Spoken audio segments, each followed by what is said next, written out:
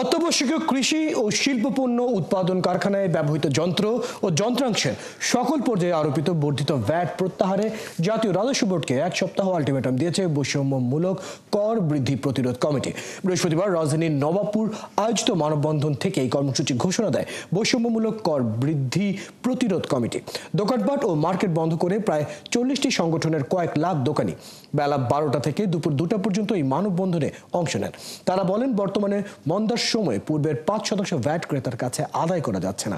নতুন করে আরোপিত 2.5% মিলিয়ে মোট 7.5% ভ্যাট আদায় এবং পরিশোধ কোনো অবস্থাতেই সম্ভব নয়। ব্যবসায়ীদের সাথে কোনো আলোচনা ছাড়া বছরের মাঝামাঝি সময়ে নতুন করে কর আরোপ অযৌক্তিক এবং জুলুম বলেন তারা।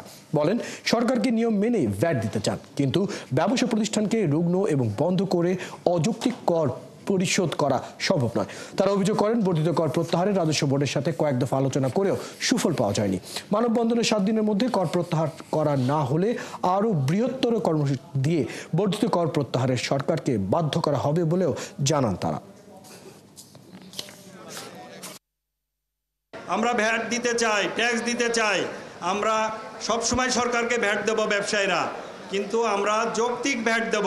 মাঝপথে হঠাৎ করে বাড়িয়ে দেবে ভ্যাটের হার, এটা আমরা কখনোই মানব না। 7 দিনের মধ্যে সরকার জানে আমাদের এই দাবি মেনে নিয়ে তার 2.5% প্রত্যাহার করে পূর্বের ন্যায় 5% বহাল রাখে।